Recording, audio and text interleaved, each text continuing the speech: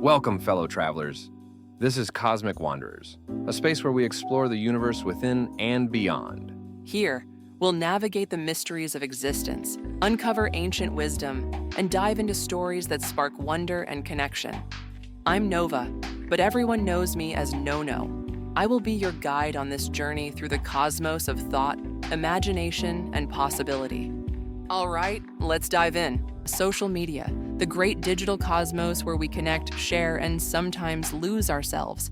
It's like a universe all its own, vast and full of possibility, yet overwhelming and chaotic at times. But here's the question we'll explore today. What can philosophy, that timeless guide to human thought and meaning, offer us as we navigate this digital world? Think about it. Ancient philosophers asked questions about identity, truth, and the good life. Questions that are just as relevant in a world of hashtags and endless scrolls. How do we stay authentic when filters mask reality? Together, we'll dive into the wisdom of the ages and uncover practical ways to bring mindfulness, purpose, and harmony to our online journeys. So let's wander into this topic together and see what stars of insight we can discover. Makes you wonder though, right? Like, what happens when that online self starts to feel kind of different from, well, who we are when we're offline? It really makes you think about this whole idea of authenticity in a digital world. Yeah, it's a weird sort of puzzle, isn't it? I mean, social media can be great for connecting with people and expressing yourself, but then there's this pressure too, right? This pressure to always present this certain image, this perfect image almost. Yeah, exactly. Like, it's this digital version of keeping up with the Joneses, but like on a worldwide scale. That's it. And all that pressure to project this ideal version of ourselves, sometimes it pushes us further away from who we really are. It's like we're building this gap between personally show online and the real us, the person with all their complexities. And that gap, they can be a really uncomfortable feeling, right? Like constantly performing, trying to live up to this impossible standard. It's true. I mean, it's like social media has become this massive stage. Like everyone's performing, just their highlight reel. Like that. But like, what happens when the curtain closes and the filters are off, right? Are we still comfortable with who we see when we look in the mirror? That's a really good point. I think that's kind of the question a lot of us are struggling with. It's like we've become addicted to, validation from likes and comments.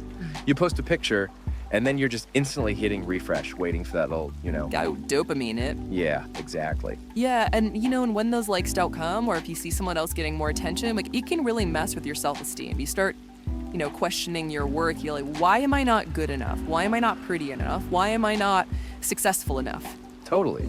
It's a vicious cycle. It's like the more we're seeking validation online, the more insecure we become in real life. Right. And it's like we start comparing our behind the scenes to everyone else's highlight reel. And that's just like setting yourself up for feeling bad. Yeah, that's a recipe for disaster. And what's even more, I think, concerning is that we're starting to see the effect of this kind of like digital pressure in the real world too. People are feeling, anxious. People are feeling more depressed, more isolated than ever before. Yeah, and it's like we're trading genuine human connection for that, like you said, fleeting digital approval. We're so busy crafting this perfect online persona that we forget to nurture the relationships that actually matter. Yeah, think about I don't know how often you see, people at a restaurant or something all sitting together, but they're glued to their phones. Oh, all the time. Scrolling through their feeds instead of talking to each other, It's as if we're more comfortable connecting through a screen than we are face to face. Yeah, that's so true. It's ironic, isn't it? It's like social media was supposed to bring us closer together. But in many ways, it's driven us further apart. It really has. And it's not just about the quantity of our connections, right? It's the quality. Like, it's easy to rack up hundreds of friends online, but how many of those are people you can really confide in? People who know the real you, flaws and all. That's a good point. It's like we're so busy curating this perfect image for the world to see that we forget to be vulnerable, that people see our imperfections. Yeah, and the sad part is, by hiding those parts of myself, we're denying ourselves the opportunity to experience true connection. Because true connection isn't about perfection. It's about authenticity. It's about being able to say, hey, I'm not okay today. And have someone say, I'm here for you. It's about knowing that you're loved and accepted for who you are, not for, this carefully curated version you present online. Yeah, I think that's something we've really lost sight of in this digital age.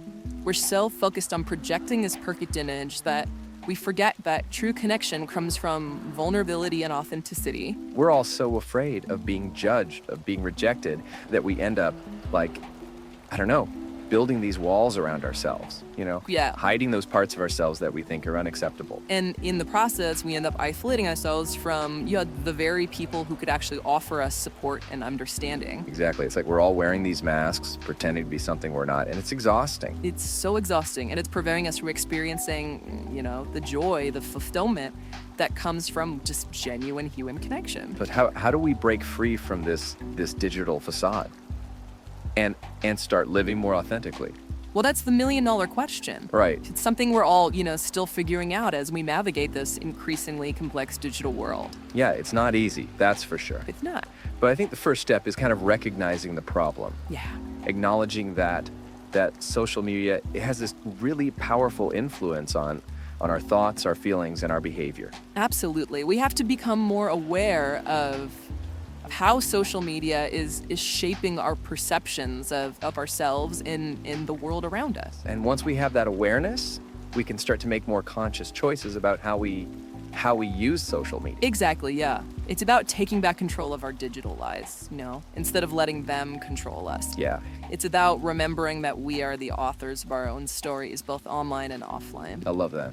The authors of our own stories. Yeah. That's such a powerful reminder that we have the power to choose how we show up in the world, even in the digital realm. We really do. And we can start by asking ourselves some tough questions, like, why am I posting this? What am I hoping to achieve?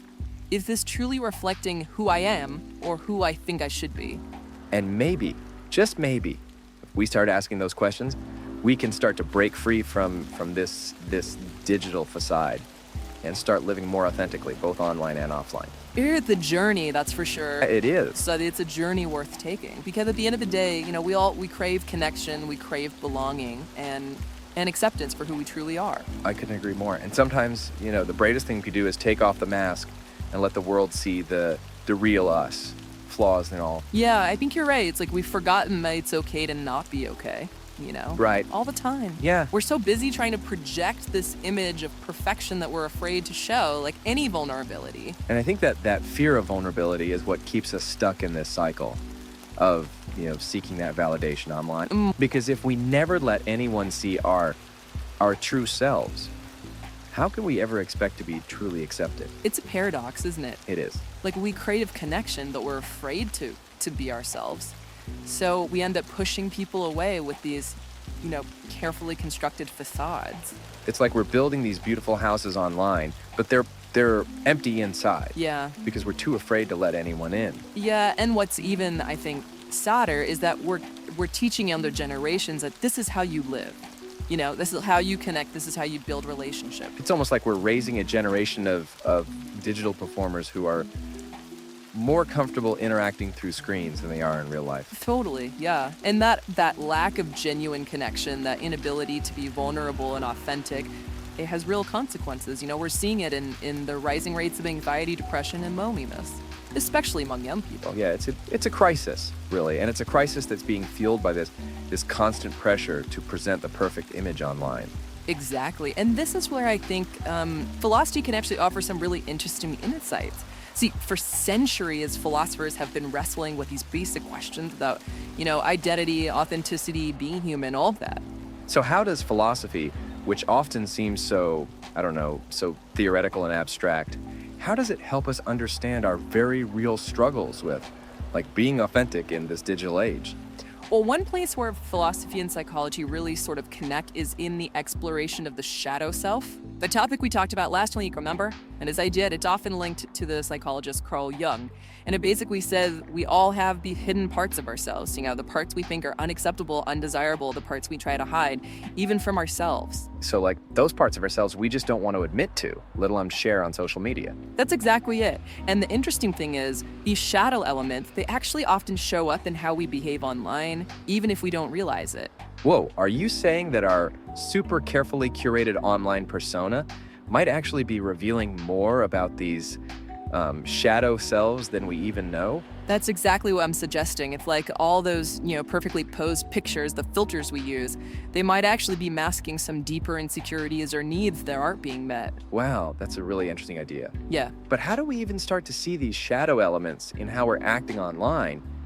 And then how do we use that knowledge to kind of close that gap between, our digital selves and our real selves? Well, a good starting point is to just, pay more attention to the emotions that come up when you're on social media. Like what kinds of things trigger feelings of envy or when you feel inadequate or you start comparing yourself to others. That makes sense. I know I've definitely caught myself feeling envious of those, seemingly perfect lives that people portray on social media. But it does make you wonder, what are those feelings really telling us about ourselves? And it's not about judging yourself for those feelings, it's more about using those feelings as a starting point, a way to look a little deeper at yourself. So instead of trying to just push down those uncomfortable feelings, we can actually use them as like a tool for self-discovery. You got it. By exploring those feelings with curiosity and without judgment, we can start to understand those deeper needs and desires that might be driving how we behave online. Okay, so we've been talking about this shadow self and how it kind of pops up in our online lives. But I'm curious, how does this all fit into like the bigger picture? What can philosophy really offer when it comes to, navigating this whole digital world? That's a great question. I think one of the most valuable things philosophy gives us is perspective. Like, think about ancient Greece for a second. Philosophers like Socrates and Plato, they weren't worried about likes or followers or any of that. They were trying to figure out these really big questions about, truth and justice, what it means to live a good life. So you're saying by taking a step back from like the craziness of the digital world and looking at it through this philosophical lens, we might actually get a whole new perspective. Exactly. For example, the Stoic philosophers, they were all about virtue and living in harmony with nature. They thought that things outside our control, like, social media trends or how many likes you get on a post, those things didn't really matter in my grand scheme of things.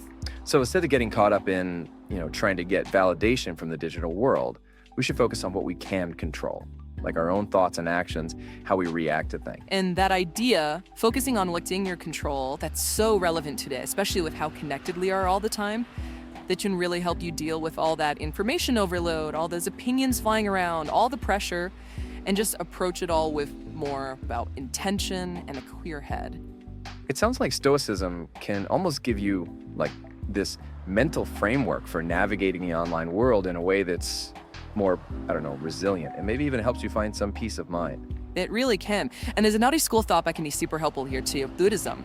Buddhist teachings, they really emphasize how everything is impermanent, including our thoughts and feelings, So instead of like clinging to those little bursts of validation we get online or getting stuck in that negative self-talk loop, we can learn to just observe those thoughts and emotions without judgment, just recognizing that they'll pass eventually. That's a great way to put it. That practice, mindfulness, where you just observe those thoughts and feelings about letting them sweep you away, it can be so freeing, both online and offline. It really seems like these ancient philosophies have some surprisingly relevant tools for like dealing with this modern digital world we live in. They absolutely do. And by taking those timeless principles and applying them to how we interact online, we can actually create a more mindful, intentional, and ultimately a more fulfilling digital experience for ourselves. Okay, but let's get practical for a minute. How can someone who's listening to this actually start to use those philosophical ideas in their own digital life? Well, one thing you can do, it's simple but really powerful, is to just pause before you react to anything. Before you hit that like button, before you comment on something, just take a moment to notice what's going on inside you. What are you thinking? How are you feeling? Ask yourself, why am I drawn to this?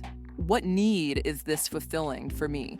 So it's about becoming more aware of like what's motivating us to do the things we do online. When we bring that awareness to how we're behaving online, we start to make more conscious choices about how we're engaging with these platforms. Like, we can take a step back and ask ourselves, is this really serving me? Or is it just feeding my ego? And that's such a powerful question to ask, not just online, but in life generally. This has been such an eye-opening conversation. I feel like I'm seeing the whole digital world in a new way. It's not just about entertainment or distraction. It can be a space for self-reflection, for growth even. That's great to hear. And remember, it's a process. There's no right or wrong way to do this. It's about finding what works for you, what helps you create that more authentic, more fulfilling online experience. And speaking of fulfillment, I'm really intrigued by this whole idea of finding deeper meaning and purpose online. But before we get into that, let's just take a second to think about everything we've talked about so far. So we've talked about the shadow self and, these ancient philosophies and even that idea of taking a pause before you react to anything online. But now I really want to get this idea of finding like a deeper meaning in the digital world. Is that even possible? It's a question a lot of people are asking these days, and it's a good one. I think it really comes down to this. The digital world isn't inherently meaningful or meaningless. It's just a tool, right? And like any tool, its value really depends on how you use it. So are you saying we can actually shape the digital world to be more in line with our own values, with what we want to get out of it? Absolutely. It starts with realizing that we have a choice in how we're engaging online. We can choose to spend our time with content that, that inspires us, that pushes us to grow, content that connects us with something bigger than ourselves. So that we can curate our own little digital world, one that's more aligned with what we care about and actually supports our well-being. And it's not just about the content we're consuming, it's also about the communities we choose to be a part of, the conversations we join in on, even the energy we bring to our online interactions. So instead of just passively scrolling and reacting to stuff, we can actively look for, spaces and interactions that actually feed our souls, things that contribute to a sense of purpose. That's exactly it. And this isn't about, isolating ourselves in some perfect digital utopia or anything. It's more about recognizing that we have the power to shape our online experience, to use it as a force for good, even. I love that. It's like taking all this philosophy we've been talking about and actually putting it into practice, creating this digital world that reflects the best parts of ourselves. That's it. And the cool thing is when you start approaching the digital world with that kind of intention, it often kind of spreads outward. You inspire other people to do the same. And little by little, we start to create a more mindful, more compassionate, more meaningful space online. That sounds like a really transformative way to experience the digital world, one that's not just about distraction or entertainment, but actually taps into something much deeper. It really is. And it's a journey, not a destination. There will be times when we get caught up in the noise, when we lose sight of those values, when we slip back into old habits. But the important thing is to keep coming back to that intention, to that desire to create an online experience that's really true to who you are. This has been such an inspiring conversation. I feel like I have this only perspective on what the digital world can be and all the possibilities it holds. I'm so glad to hear that. And just remember, the power to shape your online experience, it really is within you. Choose wisely, engage intentionally, and never stop exploring, what it really means to be authentically you, both online and offline. Thank you so much for joining us for this deep dive into authenticity in the digital age. We hope you found it insightful and, maybe even empowering. Until next time, keep exploring, keep questioning, and let's all keep working towards a digital world that reflects the best of humanity. If you've enjoyed today's exploration, don't forget to subscribe, leave a review, and share it with a fellow traveler. Together, we can keep the spirit of wonder alive. Until next time, keep looking up, stay curious, and never stop wandering. This is Nono, signing off from Cosmic Wanderers.